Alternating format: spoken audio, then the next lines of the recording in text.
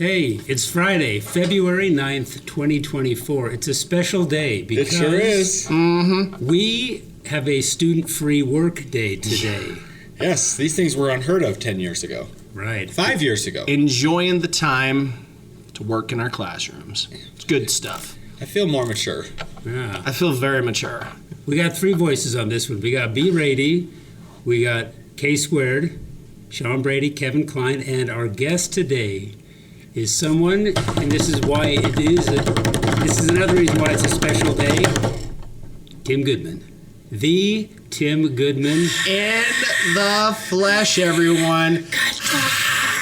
The main man of Goodtown. That's right, also known as Mr. Goodman. Walking down the hall Goodman. to come hang out with us. If there were if there were one person that would give a reason for this entire podcast, it would be Tim Goodman. Am I right? Absolutely. Timothy Goodman. How can you say that? An when you got icon Klein and Brady? in education. Yeah, where do we even start? We could start with We start- the awards. We could start with the news coverage. We could start with the Ivy League degrees this man We has. got a Harvard Everything. graduate in the flesh, y'all. We could start with Goodtown. If the a radio could community. see blush, they would see it. Right. The radio show could see blush. Yeah, the Goodtown community that he has created at this school is the stuff of legend. Goodtown, USA, baby. Right. That's the plug. So yeah, this is going to be a fun episode because we just get to get the history We get the history. and the details and everything about what makes Goodman tick. yes and Goodtown. So Let's take it all the way back. yeah, All the way back to the beginning, Goodman. Tim Goodman. We've What? both done kind of our origin stories because when people meet you and you're a man in elementary, they have kind of that sometimes that meet the parents response, right, where the dad says to Ben Stiller, "Oh, so you're a nurse, Greg? Not a lot of men in that profession, right?" But Yep. there's some curiosity there. It's like, okay, how'd you get into elementary? Why are you still there? That's a great question So because start there is no one in my genetic lineage. I should say there's not no one. I should say there's not a pattern of teachers in my family. I do have a grandfather that taught at the university level shortly, but there's really no pattern of teachers in my life, so I can't say it goes back to my, childhood parents. Neither of my parents were teachers. Yeah, I didn't have it in my family, so mine just happened to actually come along by mistake. I never wanted to be a teacher, but when I started to go to college, my dad was a dentist, so I thought, well, I'll just be a dentist. And at the same time I started my undergrad to become a dentist, or at least the requirements to become a dentist, I also got a job working for a school district. And it was a part-time job while I was in school to pay the bills. So 20 hours a week, I worked in a variety of schools, particularly with kids who were at risk and or not at risk, but in foster care for the state. And I did that job at the same time I went to school, and eventually 4 years down the road, I was like, what am I doing trying to become a dentist? I love what I'm doing in these classrooms and also in some homes as I tutored some of the kids as well. So this was with the district. It Yeah. was a kind of a special outreach program, Yeah. but you were at a school or different school sites? Yeah, different school sites. So I covered a geographic area, and any school or foster child in that geographic area that were being served, I was their mentor. Wow. That was in Utah, or was that California? That was in Utah, Because you're Alpine from School California, District. right? From California. Went to school at Brigham Young University in Utah and got a job working for the Alpine School District right next to Brigham Young University, and did college to become a dentist at the same time alongside my job as a mentor in schools. And eventually, through a series of events, which I will save us from this broadcast, I would say that my life just took a totally different course. I left the trajectory of becoming a dentist and going to dental school and decided to go into elementary education. And that's what got me here. That's interesting. I have to ask, what age groups did you work with? Was it all age groups? Because I know that Mr. Goodman teaches the younger grades, and he's fantastic at it. But What age groups did you work with? Anywhere from kindergarten to 12th grade. Oh my gosh. Yeah, so I served kids that were in the system, the state system. The district was given additional funds to make sure that these kids' needs were being met, given that they had kind of come from a less fortunate circumstance. Some more or less fortunate than others. And so it was anybody from kindergarten to 12th grade. So wow. I was working with all of them in the high schools, in the junior highs, in the elementaries. Eventually, as I started, because I didn't switch till about 3.5 years into my undergrad. Wow. Which was all just prerequisites for dental school. Obviously, I was doing nothing like dentistry. But 3.5 years in, that also meant I was mentoring and teaching, quote unquote, these kids for 3.5 years. So by 3.5 years deep, I was like, I think I want to do elementary. So and I think the biggest reason for that was not necessarily the age as much as it was just I didn't really have anything particular that I wanted to dive into topic-wise. There was not like geography, I didn't like math, nah, English, nah, performing, nah. I kind of just liked going through it all, and I think that's what attracted to me at elementary. I also felt like I related really well with the elementary school age. See, and that's kind of what I was thinking, because if you've ever been in Goodman's classroom, you can see what an imagination he has, and it's perfectly suited for third graders. We were just having a great conversation on how I use stuffed animals in my classroom, even in 6th grade, but how Goodman takes it to the next level in his classroom. We've got to play that clip. We got to play that clip. Yeah. You should tell him about that clip. Set it up, Goodman. Yeah, we're definitely infested with puppets, and then eventually when I bring puppets out, then of course 3rd graders, 8 and 9-year-olds, well, they're going to bring out their stuffies. And so they are a part of the classroom. As long as they don't take over and they don't get in the way, I let them be. And we have some indoor-friendly free time in the classroom, and the last couple of weeks, our stuffies have taken over so much that we actually had 2 weddings during unstructured playtime. Oh, my God. Yeah. It was just the other day, right? Yeah, just the other day. We had 2 stuffies getting married. Has that ever happened before? You've been teaching for how many years? 20. 20 years. Yeah, we've never had 2 stuffies get married. Never had 2 stuffies get married. It's a new thing. It is. I mean, here it is. I mean, we have an officiating cobra, and we have 2 small stuffies, one Aurora, the white tiger, and the other one Cosmo, the mountain lion. And here they are getting married.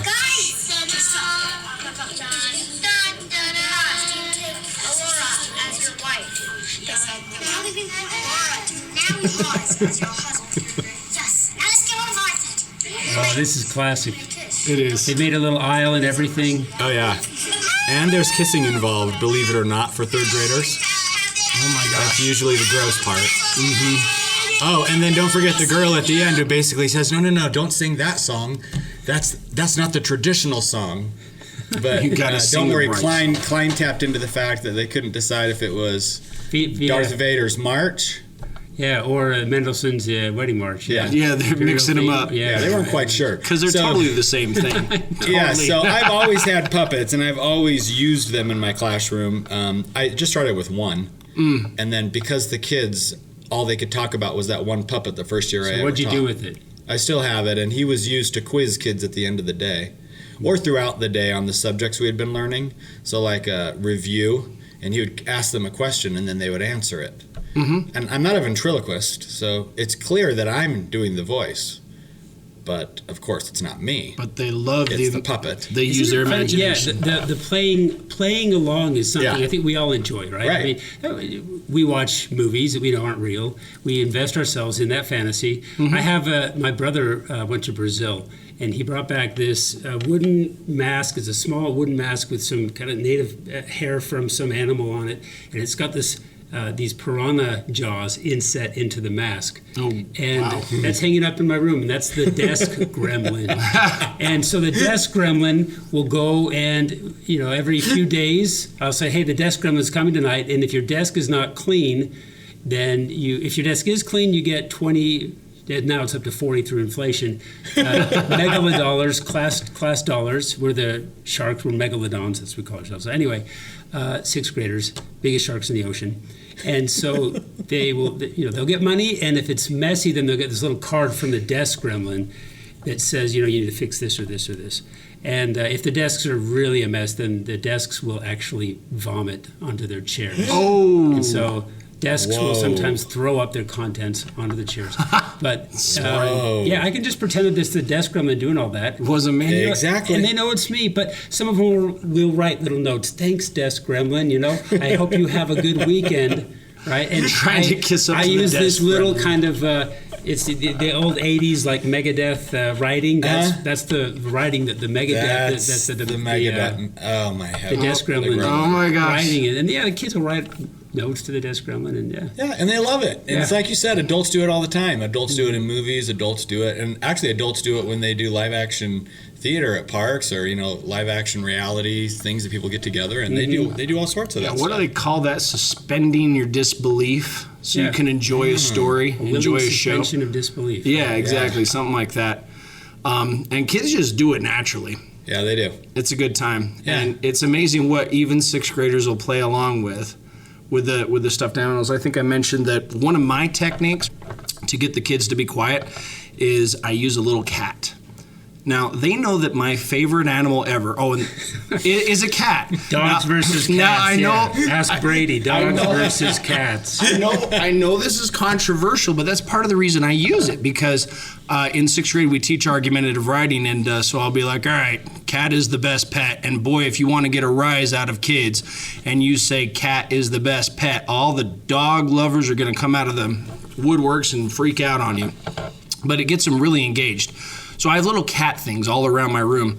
And one of my favorite things is this little plushie I was telling the guys I really should wash because he's been in my room for, 13 years. Yeah, he's got a gray coat. Yeah. He may have been, let's see his underside. It ain't looking good. Brady, it looks like you use him to erase the whiteboard. It does. Is that true? It's a very flat stomach. Yeah, well, the kids, Flat, man. dirty stomach. The kids have given him a lot of love, and there's a lot of kids over the years. Poor That's thing. a good idea, though, Klein. You could start using Thai Beanie Babies as your erasers on the board, and then just take my them over and goodness. wash them. I mean, you could use this. Yeah, But- first tip of the episode. There you go. Yeah. Use Beanie Babies as erasers. Back to your awesome-looking cat here, though. I mean, Yes, awesome. Okay, so here's the story. The cat's name is literally the cat. It just stuck. We have no creative name for it. It is just the cat. It's this tiny little kitten, black and white kitten, kind of looks like Figaro, that just kind of sits around my desk or on my desk. And if I ask the kids to line up, it's especially effective if we do it before recess. And they're too loud before they go out in the hall. I'm like, oh my gosh, you guys, you woke up the cat. Everybody's got to go back to their seats. We need to put the cat back to sleep. And then I'll grab like a tissue from the tissue container like I'm doing right now, and I'll just gently tuck in the cat, put it all around it so everybody can see it. And if anybody's even remotely loud, I'm like, shh. Oh, he's still a little frazzled. Let's sing him a lullaby. And then I'll get a bunch of 11 and 12-year-olds to sing this little kitty plushie a lullaby so that they can line up to go to recess. And it's so effective. And they get the biggest kick out of that. They'll be like, oh. And if somebody like tries to make fun of the cat, I'll be like, they didn't mean it. And the other kids will be like, shh, you're offending the cat. And if they offend the cat, then they have to write an apology note to the cat, just saying, cat, we love you. We're sorry we said what we said. And they have to do all this stuff before they get what they want. And so they'll totally play along with it. That's right. The magic of the cat, the magic of the puppet. The things we do. The things we do. In And you know what? elementary school. It really is true, because that one wizard puppet that I had that every kid kept saying, I'd ask him at parent-teacher conferences that first year I taught, so what are you liking about Goodtown, the name of my classroom? What are you liking? The puppet, whiz, whiz, whiz. 80% of the kids, whiz, the puppet. They love the wizard. So now there's like 20 in the town. Oh. And they don't consume the day, but yeah, they all have different reasons they're there. One is Hermes the hermit crab, speaking of your Hermes the desk hermit gremlin. crab? Yeah, Hermes swims around at night while How the kids creative. are gone and leaves notes on the desks as to whether they're organized or not organized. Wow. Oh my gosh. I haven't tried the throw-up strategy. I probably should consider that. But yeah, he does swim around, and then all the other puppets, they do have like as easy as greeting the kids at the door in the morning. Mm-hmm. To a little more invested, like the policeman that talks about the problems in the town. Interesting. He comes out and talks about safety rules. What kind of policeman is it? Is it like a human it's like a full body human, okay. full body human. Right. Yeah. And he does the policing of the town. And he talks about safety concerns that arise at lunch and That's recess. Exactly right. That's exactly right. That is super cool. So you got Talk to the puppet. You got a lot of little people with big feelings, obviously in third grade. Yep. How do you use puppetry for managing those, controlling those, expressing those? Yeah, helping the kids to develop the social skills. Well, you know what? It's actually quite incredible this year, I think, because I've always had the puppets. They've just grown since year one. I now have probably 20, and then there's probably 20 that are in the wings that aren't being used because I don't have anything for them, and I don't actually want to think of anything for them. It's too much going on. It's too much. Too much going on, and So I would say this year in particular, though, the kids have loved their stuffies. So going back to your question, it's really interesting because they've learned that, they all have the ability to learn and the power to learn. But other things can hijack that power and take that power away from them, like a puppet on their desk that they play with instead of engaging in learning. Mm-hmm. So they know that the number one priority is you got to stay engaged in your learning. So what it does for some of my kids is I've noticed as they bring their own stuffies to school, some of these stuffies will do the talking for them when they usually wouldn't talk. So I have like a kid who got a cobra, and he brings it to school, and he raises the cobra's tail when he wants to say something, and he responds in the cobra voice, and he'll participate and engage just like any other kid. Love that. But then I have one kid on the other side of the room who maybe is a little more shy, a little bit less prone to say something, but with a puppet in his hand, he or she will. Really? And then the puppet replies. So going back to your feelings, there are some things that certain kids won't feel comfortable doing. But by all means, if it's a dramatic play or a comment or something made by the puppet, then they will. It's also, besides that, going back to your question, Klein, about feelings, it's also just comforting to them to have a stuffy on their desk. Mm-hmm. Right. Or to have 3. Yeah. If the stuffies aren't hurting me and the stuffies aren't hurting them, not distracting. Then what's the big whoop? Let a third grader have it. They're 8 or 9 years old. That's so funny. We're adults and a lot of us still collect stuffies. My son took his tiger that he got when he was a year and a half to college. Right. See? And my wife's like, no, you can't do that. He's like, watch me. He had this roommate, and we walk in there. We're helping him unload, right? This is up at Utah State, about 2 hours from here. And this kid's got this, Japanese anime kind of stuffy. It's about the size of like 3 pillows, right? So I think Tyler was okay with his little stuffy, his little tiger. But That's right. Take it to college because they do. They have a purpose, right? Mm-hmm. I mean, generally, we don't see them as purposeful. But when you're teaching 8 and 9-year-olds, you can see. And you know what? For the most part, out of the 100 days we've been in school so far, there's only been one day where we had a day where I was like, take them all home. We can't do this right now until you guys get back in sync. But and I'm so glad. Yeah, I'm so glad you brought that up. Thinking of the 6th graders that I've had over the years, and several. Always you have a couple kids, maybe a year, that are on the autism spectrum, and some of them really struggle to produce speech, to say what they need or what they want. And I'm going to try that. I'm really glad that you brought that up. I'm going to try, hey, do you have a stuffed animal or something at home that you can make speak? Like with some of these kids, it's like they won't respond to me directly. And if I make a little mouth with my fist or something like this, right? I mean, they'll engage. It's trying to bring things out of them. But that's a strategy I'm going to try. Thank you. I haven't thought of that for myself either, but now that you mention it, did you guys hear that Mr. Rogers did that too? Like he was very much that way, if I remember correctly, and I'm sure I do because this did stand out to me in a documentary about him. That's how he would communicate with really small children. I remember him talking about how you get a kid that's super shy, like Goodman's talking about here, that really struggles to produce words or whatever for whatever reason. A puppet was one of the ways that he helped them get over that block because they felt like they could communicate with the puppet as opposed to communicating with another human being directly, or they could use the puppet to communicate, which I think is interesting. Yeah, because if you look at it from that child's perspective, especially in Mr. Rogers' example, you're talking about little preschool age or 6, 7, first grade age children who, when they see a giant adult, they don't think, I can communicate with that person. Right. Especially if they're a stranger or if new. But man, if they start seeing a puppet, I mean, initially there might be some trepidation because, a moving animal or a moving puppet might also be a little scary. Just depends. But you know what? At Situation the same time, it's very developmentally appropriate for them to believe that puppet is actually speaking. This is turning into a solid puppet episode. Yes. I mean, the benefits of... Yeah. It's great. And that's why we did the podcast. I mean, we had a couple purposes. One is to celebrate the 11% of guys. Yes. 11% of elementary education teachers in the U.S. who are men. And maybe encourage, promote more guys to do it. Mm-hmm. That's the hope. There are a lot of obstacles, but gosh, if it's something that is calling to you, and I'd love to get back to how you felt called to it. You kind of started your story. Yeah.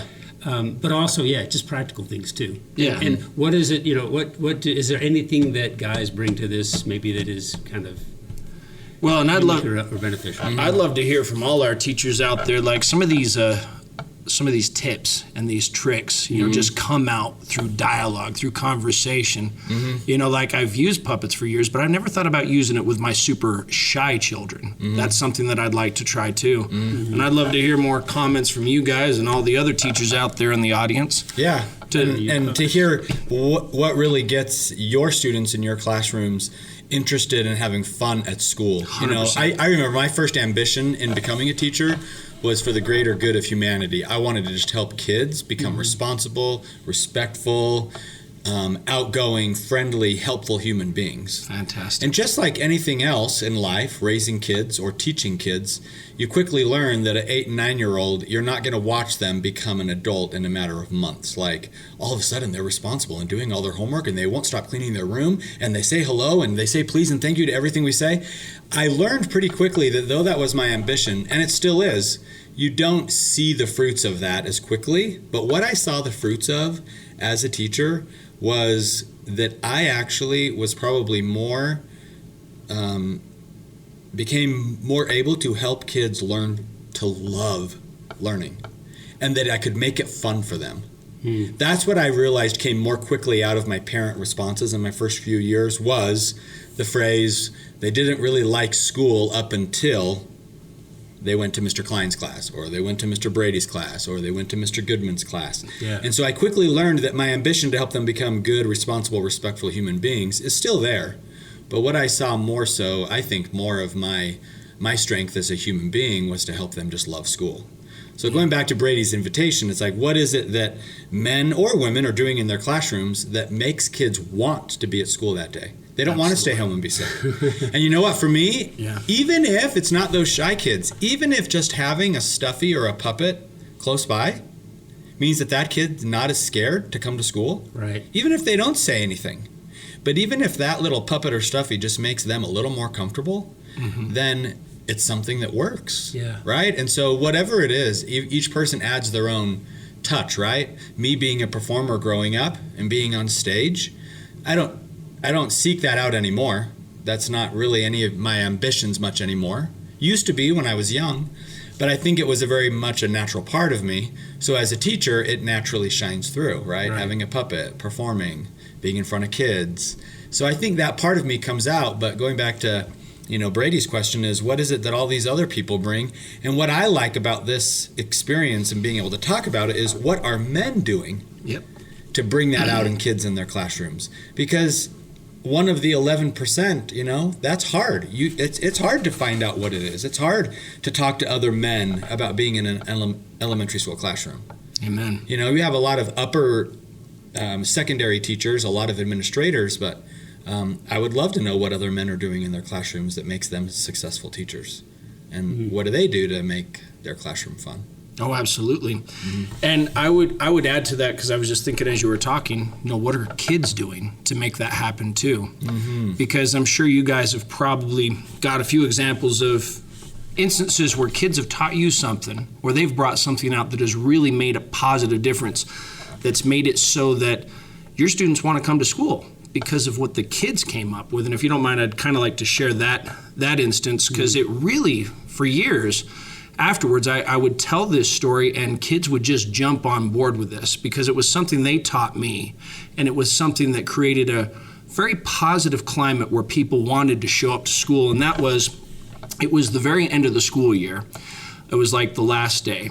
The last day where, most of the kids were outside in this instance, and we were just watching them, and they were playing a big game of capture the flag. This is the 6th graders.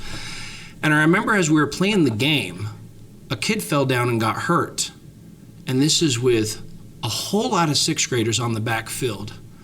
What they did, just totally, I'd never seen anything like it, honestly. I guess I'm not too big into sports, but I was shocked by it, and I loved it. I even actually took a little video of it because it stuck in my brain as being something positive. But the kid got hurt, and they were laying on the field, and all the 6th graders that were out on the field took a knee. They dropped down to their knees, and I guess that was just a thing that those kids that year just had been taught to do. And I was like, how cool is that? Wow. That they all dropped to their knees, and they were quiet all across that big field, and they just waited for this kid that was hurt to recover. And I thought to myself, what kind of a message does that send to that kid? Mm-hmm. What it says to me, and when I brought this up with my other classes, is it sends such a positive message. It says, we care about you more than the fun that we're having right now. Mm. We care more about you than playing this game or winning this game. And what a powerful message that sends to that individual. Maybe he or she doesn't get that positivity all the time. Mm-hmm. Maybe they come to school one day and it's just one more thing, and they feel like they're not going to be able to make it. They're going to break. But then they fall down and they hurt themselves, and maybe that would have been the straw that broke the camel's back. Mm-hmm. But then they see all their peers taking a knee, sending them a message of love. And I've told my students that throughout the years, and I've seen where some groups of them have just taken it and run with it. Mm-hmm. And this wasn't something I taught them. This is something that the kids taught me. And it produces such a positive climate for when kids come to school, because they know that they're cared about, and it speaks to me of, we're always sending messages, and we want to try to send as many positive ones as possible, and that one's been a real positive one. Yeah, I love that, because what kids are going to teach you is usually what their actions show, because they're not going to stand in front of you and preach to you. That's just not the norm in a classroom. It's the adult usually teaching or at least providing the opportunities to learn. A kid's not going to come up to you and say, hey, Mr. Brady, guess what I want to teach the class, or guess what I learned. Yeah. But what they will do is they'll show you just by watching them. And so watching the kids taught you something that day that affected you, that then will affect other classrooms. Even for me, the Stuffies this year, I didn't invite kids to bring Stuffies. That was never on my list of things to do. Right. Mm-hmm. Nor is it ever. I would never invite kids to bring anything that could become a distraction. Right. But as they do, you let them be a part of the teaching. You let them naturally engage. And then as the adult in the room, then you are the one who still has to advocate for their well-being and be like, that's not going to help your well-being. Right. You need to take that home. Right. Or let it be. Yep. Let the kids teach. Let the kids do the teaching, the learning, and you be there as kind of a centerpiece that they can look to. And it'd be interesting to go back and interview those kids. Where'd you learn this, or did this just happen? Did a teacher encourage you? But yeah, letting the kids. Yeah, how many classrooms do kids get to have that sort of input into their environment, have control over their environment when you're that age? When there's so few things that 6, 7, 8, 9-year-old kids get to decide for themselves about their day. And a place like Goodtown, you talk about Maslow's hierarchy of needs. They're little stuffies, they're plush animals they're bringing. Obviously provides that base level of safety. Like you mentioned it before, it's a safe environment. They walk in there, and also they have that decision. There's just that autonomy that they can bring into the environment, and you as a teacher are working with that, and you're allowing certain things to develop and happen that you didn't plan, you're not in control of, you manage, but these kids get to create an environment. Yeah. And you're going to have to tell us more about that with Goodtown, because that is one of the defining features of Goodtown. He's got that. First of all, I do want to go back to when you were in dental. You were doing dental classes, right? Like biology, anatomy, organic chemistry, all this physics. stuff. And then you were working with kids, foster kids on the side. Okay, but you were 3.5 years before you decided to become a teacher. Yes. So, exactly. But you had to have some a converting experience or two, I'm guessing, or was it just kind of a very natural thing?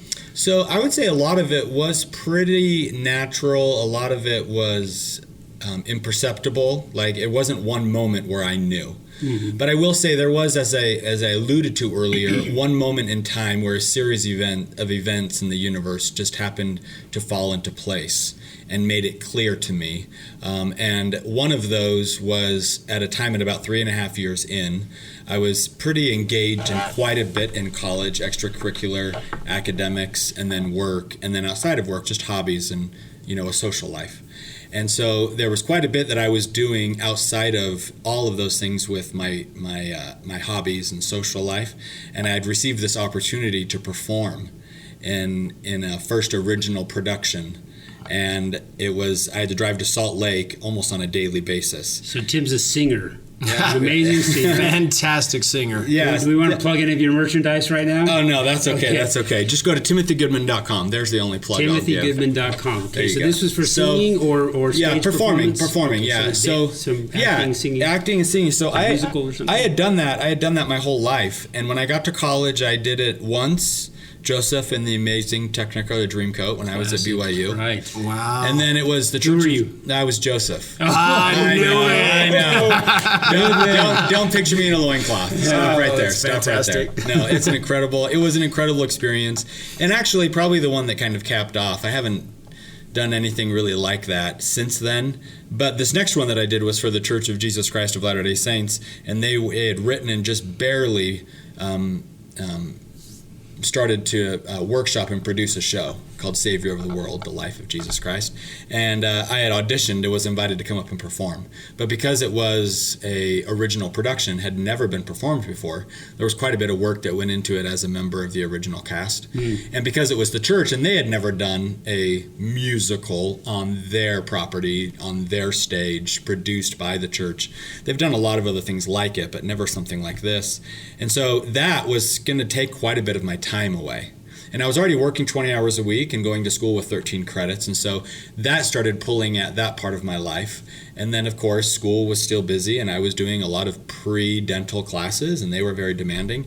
I was performing with the ballroom dance company at BYU and I was competing with my partner. So we were doing coaching lessons and learning routines and all of these things. So between the four of those things and maybe 5 things that I was getting engaged with, it was just too much. Mm-hmm. And so at that point in time, when the universe aligned, I had to actually drop something. Right. And the thing that seemed easiest to drop was a class. Because, I can do the class in the summer or the spring. I didn't want to drop the show. I didn't want to drop competing as a dancer. I didn't want to drop work because that paid the bills. So at that point, I had to decide, okay, well, I'm going to go ahead and drop this class. And it was a pretty heavy-duty class. And I didn't drop it because I didn't want to do it. I was pretty much on my path to become a dentist. And I'd known that I had liked working with the kids, but it hadn't overshadowed the thought of me becoming a dentist yet. But I dropped that class. And when I dropped that class, the more time that went on, and I wasn't doing as much pre-dental prerequisites, I started more to see that, wow, I actually don't know if that's where I should go. Mm-hmm. And there were some other series of events that even happened in the show that made it pretty clear to me that performing probably wasn't going to be something that I'd do for the rest of my life. And so that sort of, for now, I'm looking back, I see that and I'm like, oh, okay, that makes sense. But back then when I was still performing, it was kind of hard to swallow. Like, I'm not sure I'm going to be doing this much longer. And that was much more of a deep reason for those things. But that started happening, and then the pre-dental course being on the side burner was like, I'm not going to do that anymore. And then eventually going to work every day, I was like, you know what? This thing with kids is like really working out for me. Nice. I got so much more of a charge out of going to work than solving problems in physics and solving problems in organic chemistry. And because I got more of a charge out of those things, they just felt like they were more relatable to me. Sadly, you don't really learn how to become a dentist until you get to dental school, right? So sadly, I probably missed that opportunity to see what it would have been like. But just the process that the world has put in place to become a dentist got in my way. I don't think being a dentist is bad or wrong, and I think I would have been successful at it. But the process that our society has put in place before you become a dentist was easily overshadowed by me going into classrooms and making a difference in kids' lives. And so then that is where the 3.5 years I was like, all right, you know what? I'm not going back to that class. Yeah. And I talked to some family members about it. I talked to other people about it. And it was pretty clear that although it was a really hard decision, that I would become a teacher. And that was where I switched and didn't take any more of my prerequisite classes.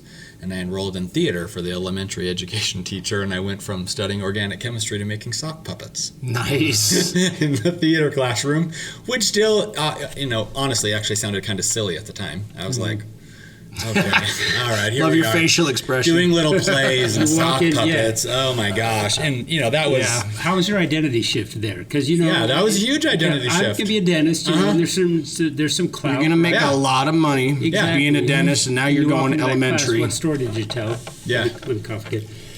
Sorry. Yeah, it was a hard moment for me because that was a shift that I was having to make that I knew was going to make an impact on my trajectory of my life. And back then it was hard. Back then I couldn't see it. Back then I went from being in a class with all men jockeying for position, because that's actually what you do when you get to dental school or medical school. Yeah, You literally competitive, jockey for yeah. your position, and you literally miss out if you don't get to the right position. And so it went from that to being the exact opposite in the field of education. It's all about personal growth. Meet you where you are. Learn the style that you need to learn. Gardner's multiple intelligences.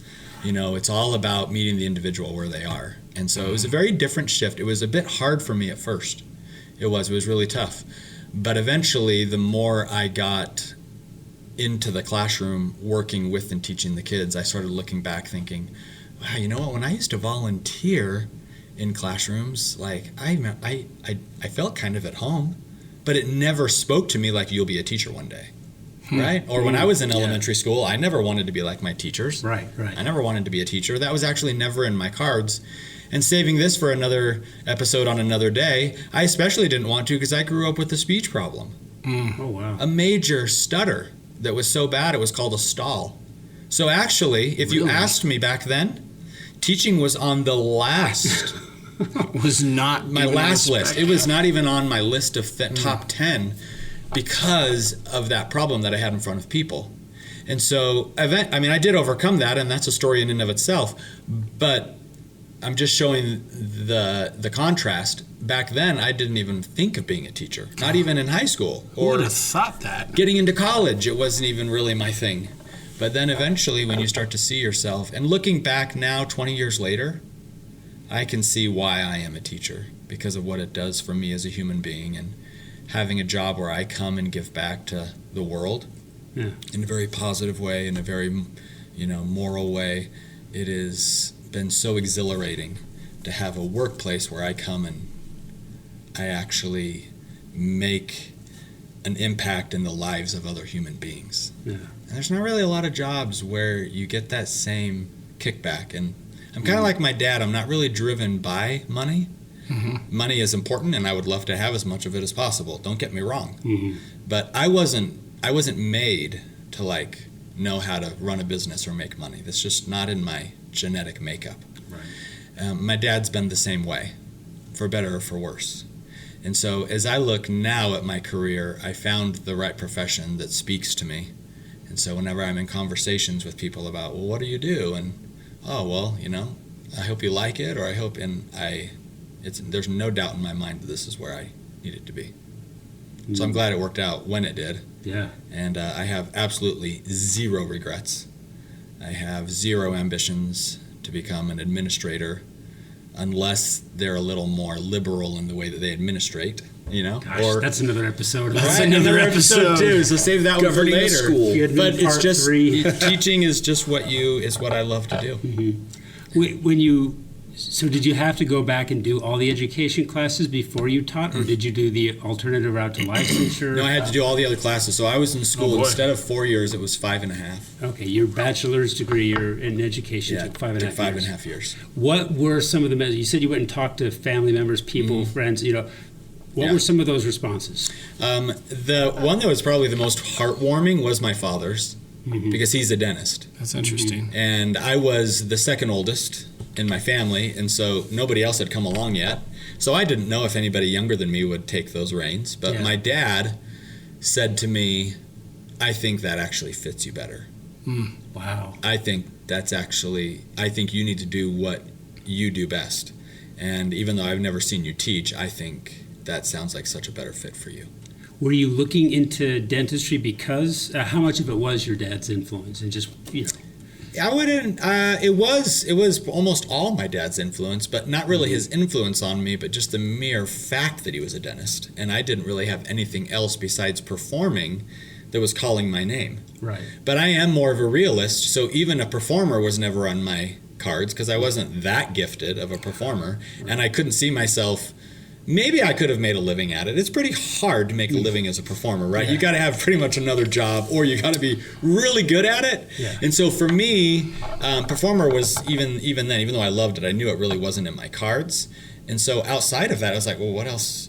I was like, a teenager, like, I don't know what I want to do. I guess my dad's a dentist. I could take over his practice. Maybe I'll be a singing dentist. maybe I'll be some sort of an innovative. Another episode. I think it's a show on that. Do like a video on that. He'll be a dentist. Yeah. He's got a talent. Name it, for causing people pain. Isn't it? Is it Little Shop of Horrors? Little Shop of Horrors. Yeah, there's Steve your musical Martin. connection. Yeah. There's a little bit of a Steve Martin look to Tim Goodman. Man, TimothyGoodman.com. If you want to hear some good music, just go visit it right away. He's my favorite, man. He's going to put up a video of himself doing Little Shop of Horrors impersonations now. Yeah, we'll get some of those impersonations going. All right, well, were there any neutral, negative responses? None that I can remember. The only response I would say just came from the stereotypical men don't teach.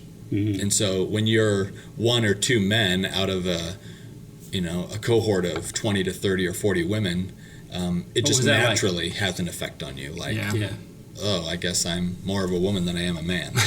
Granted, I knew who I was, and I knew what I stood for, and I knew where I came from, and I knew I didn't have and especially then I didn't have the identity pushes that I think exist now in 2024 that maybe push more. But back then it was just kind of like a little bit hard to swallow. You kind of, it kind of takes a little bit of a dent in your, oh gosh, I wonder I wonder if you were more mature than me, because in one of our other episodes, I did want to be. I'm just wondering how you handled it, because you seemed like so put together.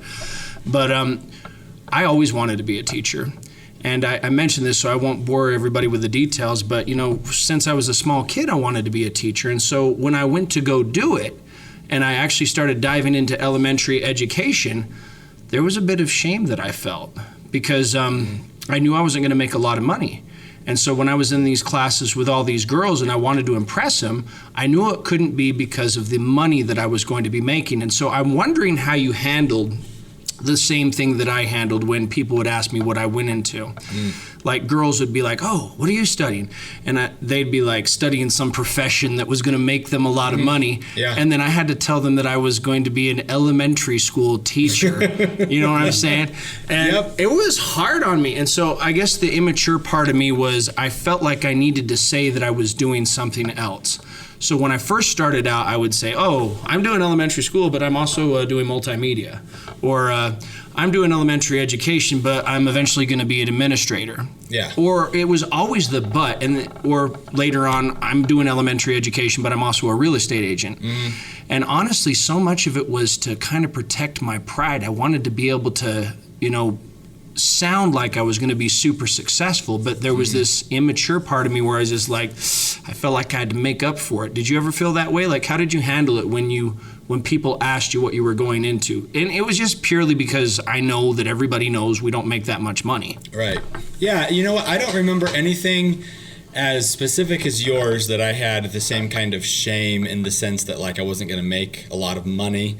Yeah. And so when I was dating or going out with girls, I would often play, I tried to play instead of the card of like the money card, it was always much more that I would explain to them why I was becoming a teacher. It's like, I have this, got it's that just, mature point. It's just something that I love to do, or I've got. Yep, he matured faster than I did. Good job, Goodman.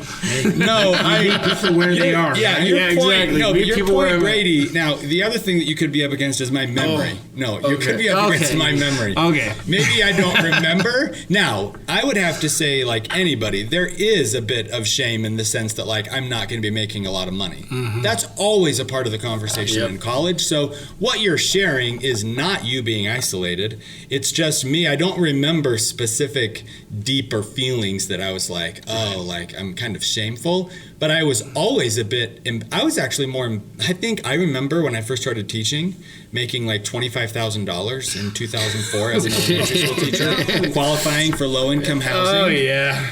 I remember feeling less shame and feeling more embarrassed for society. Oh, okay. Like, I remember thinking, this is so embarrassing that we have come to this. Yep. Like, how am I qualifying for low-income housing, and I'm fresh out of college? I am a brand new adult who has the energy, of a million, and I'm getting paid $25,000 to start teaching, and the union wanted to take $50 out of every paycheck, and I was like, wait a minute. So I don't remember specifically feeling the exact same pressure that you did. To a degree, I did. I'm not saying it wasn't there. I don't remember it poignantly, but I do remember being really embarrassed. Okay. And that was actually one of the fuels that sent me on a course of like, I want to change that. Yep. And then you realize, wait, can I change that? Wait a minute, how possible is that? Micro changes. How much and what's the scope and everything? Exactly. A little bit helps, I guess. But I would say for every man, that is a hard reality to come to. Yep. I would also say it's going to change for a man who might have 3 kids already. Right? If you start teaching and you have 3 kids, that pressure is going to look very different. Right. If you start the job and you're not married, that pressure is going to look different. The household with double wage earners and what that looks like and everything. Right. Oh. Well, that did happen to my oldest brother. I'll mention that since you brought it up. But he teaches physics, like nuclear physics at West Point, or at least he's done that. So he's a very talented physicist. Before that, he applied to be a teacher over at a high school, and he'd already been married, and he had 4 kids, and he just couldn't make it. He couldn't afford it on that income, and so we lost him. And I remember thinking at the time, I'm like, God, he's like one of the best teachers I've ever met when it comes to mathematics and physics. Like, there's just the way he explains it and the way he does it, and we lost him because he couldn't afford it. But the military gained him. And he's fantastic. Plug for my brother. Love you, James. Yeah. But, And it's probably different. I mean, and for you, being the fact if that's the brother that's your twin. No, this is my oldest brother. It's your older brother. So that's a little bit different as well, probably. And I would say the other difference could also be what your trajectory looks like in becoming an educator. See, you always wanted to be a teacher, so you had a lot of time to think about it. Oh, yeah. Right? I did. Like, should I? Is that going to make me enough money? I actually didn't have much time to think about it. It happened at that 3.5-year mark. Chose you. And because it chose me, I think I probably had a little bit less of an insecurity that way, where it was like, because I really felt like this was just what I was going to do. Like, it was, so I think everybody's just a little bit different. Like, you grew up knowing you wanted to be a teacher, so you kind of had all that time to like process it.